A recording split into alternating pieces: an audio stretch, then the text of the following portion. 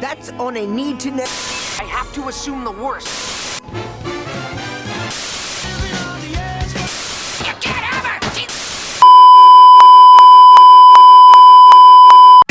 What do you look forward to when waking up? Let me ask the same question though, again, but this time, what do you look forward to when waking up on a Saturday morning? If you were a kid growing up in the early 2000s, it was simple. Wake up, head straight to the living room and turn on the TV. I remember being a kid and not like keeping up with what day it was. So as the days progressed in the week, it would randomly come to me that some certain day was Saturday. Like you could just feel the energy being a Saturday morning, and then it would just be a must for me to turn on the TV. It's like a schedule we all had. It's like a special place for these Saturday cartoons that made us get up early to not miss an episode. Saturday morning cartoons have been a staple of television programming for decades, and many people have fond memories of watching them as children. So what even happened to them? Or let me stop BSing, because maybe they're still going on because no one really cares enough to see what's on TV nowadays. For a second I was about to go deep analysis there, but you know, that ain't me. But honestly, Saturday morning cartoons were like a drug, dude. Once they were done broadcasting, the Saturday afternoon would feel dry. That's all you were looking for on that Saturday. So the fact it was on a morning meant there was no momentum building up to it. You can't build momentum in your sleep.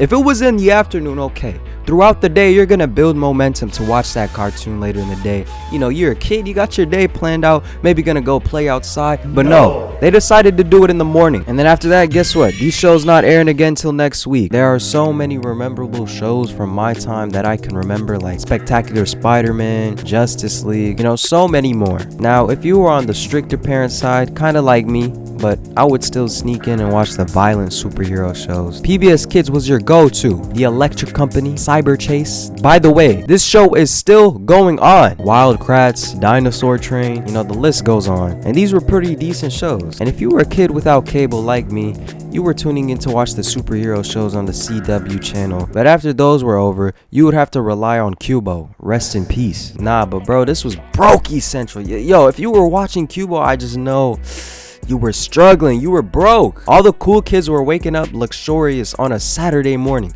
to watch Disney and all those cool shows you wish you could watch. But you on the other hand, you were in them trenches. The trenches in question were Cubo. Cubo had some pretty fire shows like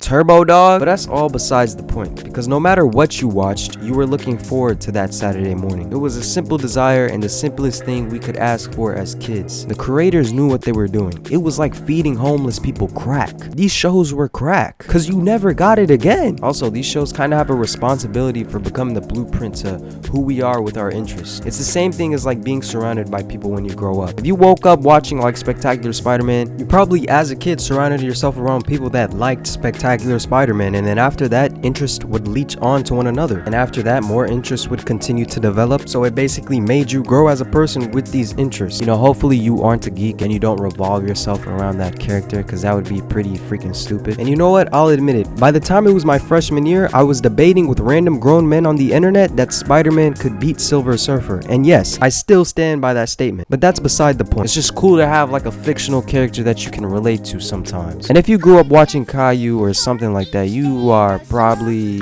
a big crybaby now. So Saturday morning cartoons are probably one of the most iconic things to happen in our childhood. It created bondage to interest and had a happy feeling to look forward to the morning after a Friday at school. And it was like our rest, a rest from work, even though we were literally resting from nothing. I don't know what's coming for the next generation, but you know, whatever it is, I better not hear kids 12 years later trying to reminisce over Cocomelon. That would actually be really weird. You guys let me know what your favorite Saturday morning cartoons are. SMC, Saturday morning cartoons. Hashtag, come on now. A like and sub is appreciated. This is like the first time I've actually asked for that in a video. But yeah, it's appreciated. But you know, other than that, peace out.